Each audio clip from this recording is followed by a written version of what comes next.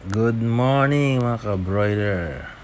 Update po tayo, day 4 ng ating mga manok. Mga sisiw.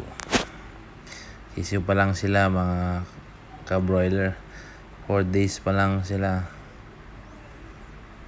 Malulusog na mga ka-farmers. Pagkain po niyan is Bimig Essential. So ganun pa rin, may dayami pa rin sa baba. Kita niyo mga farmers, ang lulusog, di ba? Yan lang yan mga farmers. Sa umaga, tubig lang, malinis na tubig. Sa gabi nagba-vitamin. Ayun, mga natutulog pa sa feeder natin. Nakakatawa. 200 heads. Yan lang po. Siguro mga 7 days. Pwede na natin tanggalin yung sahig nila.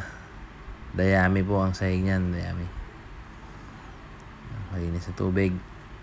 Tapos unti-unti na nating itaas yung tolda nila. Kasi yung iba hinihingal na po. Yan yung iba Yan. Nakabuka na yung bakpak.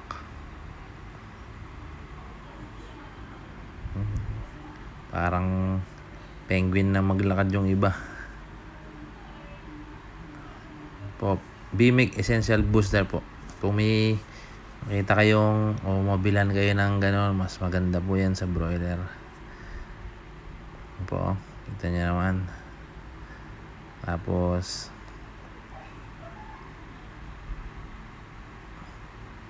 yun lang po, lagi dapat silang malinis. Yun lang po mga ka-broiler. Salamat po. Ingat.